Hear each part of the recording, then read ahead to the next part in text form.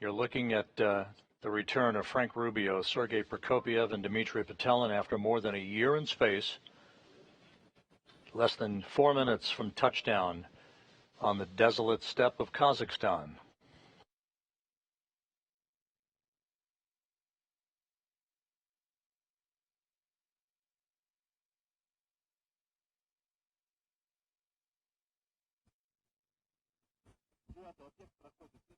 The parachutes deployed as planned at 6:03 a.m. Central Time. 3 minutes later, the Soyuz heat shield was jettisoned. 409. Confirm. The next event will be just a second or two before touchdown. That'll be the firing of the soft landing engine. 6 engines fire to slow the Soyuz descent rate to just 1.5 meters per second. How do you read it?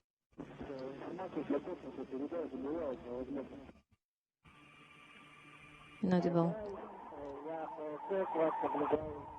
We observe you. We have a visual. How do you read us here?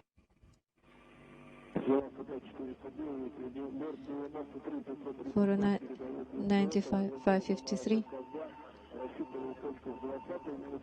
Search and recovery forces communicating directly now with Sergey Prokopyev, saying that they have a good visual on the spacecraft. Just over 2 minutes until touchdown. It has been 1,000 meters.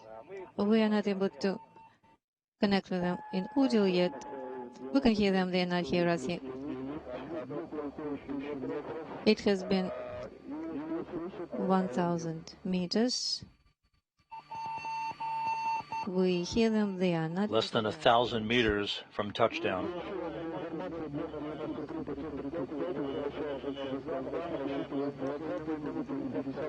So we are looking for the 20th and 52nd minute. Plus 9 atmospheric bias. Plus 18 index point 1. The crew is feeling well. Sergey Prokopyev continuing to provide reports back to the search and recovery forces, indicating that the crew is doing well. Just over a minute until touchdown. The crew is doing well. Let them know.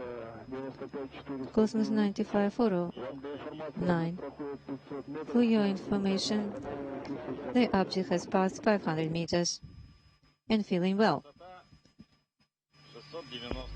690 is out. The search and recovery helicopters are circling the landing zone. We might see one of those helicopters come into view shortly, as the Soyuz is less than 500 meters off the ground. We have come with the crew and they're feeling well. Prepare. 100 meters to ground. 100 meters to go. The crew being told to brace for touchdown. Object getting close to touchdown. Object. Touchdown. Touchdown confirmed at 6:17 a.m. Central Time. Rubio's record ride comes to an end as he, Prokopyev, and Petelin return to Earth after a 371-day, 157 million-mile journey at the International Space Station. The third longest flight ever in human spaceflight history is over with a pinpoint landing on the steppe of Kazakhstan. Altai. Search and recovery here, how do you read?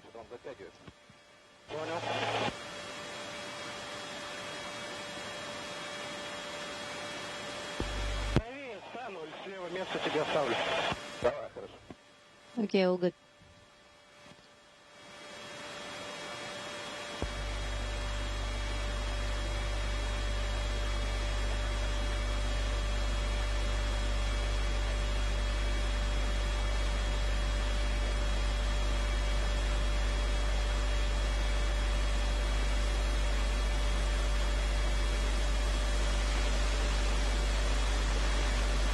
Once again, Soyuz MS-23 has landed on the steppe of Kazakhstan. A bullseye touchdown for the 3 crew members, Frank Rubio, Sergey Prokopyev and Dmitri Petelin. 409, how do you read?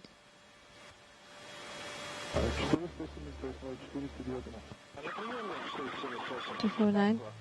Landing occurring as planned at 6:17 a.m. Central Time, 7:17 a.m. Eastern Time, 5:17 p.m. at the landing site that you're seeing right now in our live view, I believe so. Let it get a bit about an hour and 53 minutes before sunset.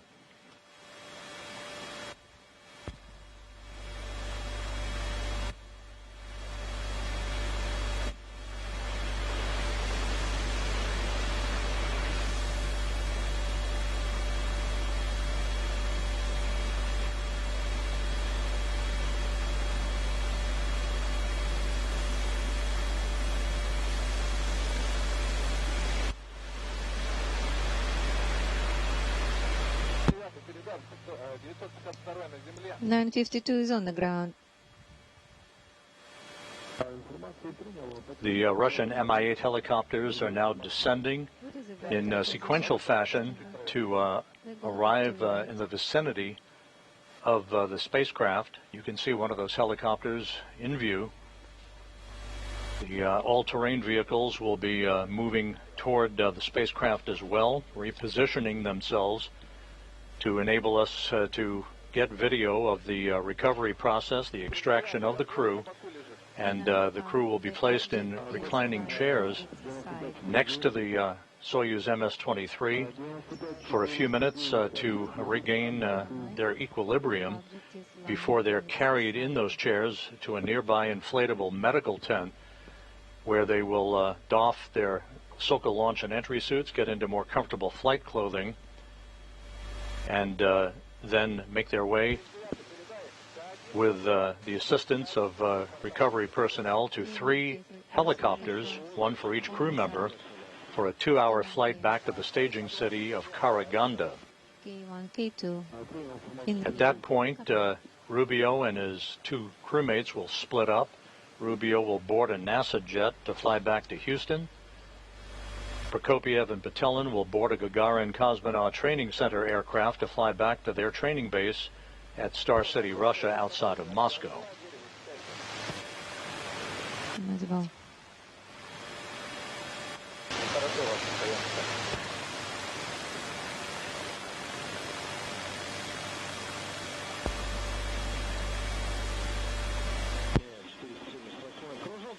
Well, 77, I will circle one more time.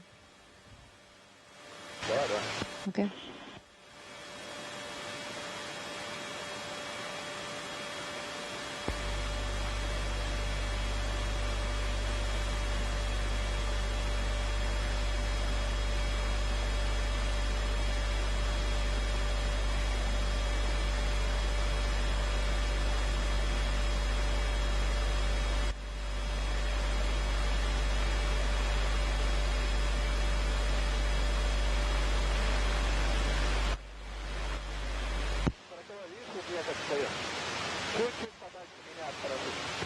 Go a little bit further, 49.